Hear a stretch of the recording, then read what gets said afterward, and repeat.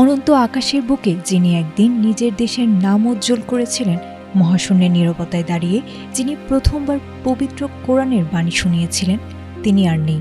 ক্যান্সারের সঙ্গে দীর্ঘদিন লড়াই করে জার্মানির স্টুটগার্টের একটি হাসপাতালে শেষ নিঃশ্বাস ত্যাগ করেছেন ইতিহাসের সেই বিখ্যাত মহাকাশচারী। মৃত্যুকালে তার বয়স হয়েছিল ৬৭ বছর।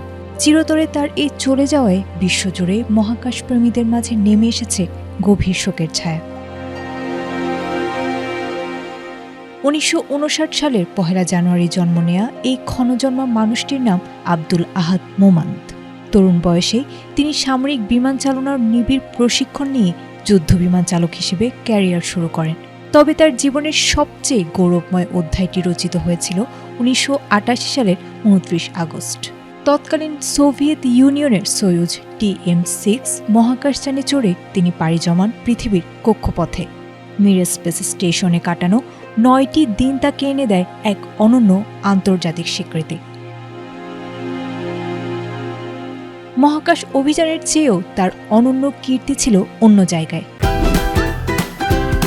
Optical brighter photo catalyst active granule সমৃদ্ধ বসুন্ধরা পাওয়ার ওয়াশ, ঝলমলে কাপড়ে ফুরফুরে মন।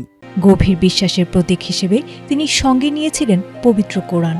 মহাশূন্যের ভাসমান স্টেশন থেকে প্রথম ব্যক্তি হিসেবে কোরআন তিলাওয়াত করার এবং পৃথিবীর বাইরে নিজের মাতৃভাষা পশতুতে কথা বলার এক অবিস্মরণীয় রেকর্ড করেছিলেন তিনি। তৎকালীন ভূরাজনীতির উত্তাল সময়ে তার এই যাত্রা দুই দেশের বৈজ্ঞানিক ও প্রযুক্তিগত সহযোগিতার এক অনন্য প্রতীক হিসেবে বিশ্বমঞ্চে আলোড়ন সৃষ্টি করেছিল। মহাকাশে থেকে গ্রহের নানা ভূপ্রাকৃতিক ছবি তুলে বিজ্ঞান গবেষণায় অবদান রাখলেও সময়ের আবর্তে রাজনৈতিক পট পরিবর্তন ও গৃহযুদ্ধের কারণে এই মহানায়কের অবদান যেন নিজ ভূখণ্ডে অনেকটা আড়ালে চলে যায়। ৯০-এর দশকে বাধ্য হয়ে সপরিবারে ইউরোপের রাজনৈতিক আশ্রয় নেন তিনি। বর্তমানে তার নিজ ভূমির পরিবর্তিত রাজনৈতিক বাস্তবতায় রাষ্ট্রীয়ভাবে এই অর্জন খুব একটা স্মরণ করা না হলেও প্রতিকূলতা পেরিয়ে আকাশ ছোঁয়ার যে স্বপ্ন তিনি দেখিয়েছিলেন তা আগামী প্রজন্মের জন্য হয়তো অনুপ্রেরণার এক চিরউজ্জ্বল উৎস হয়ে থাকবে।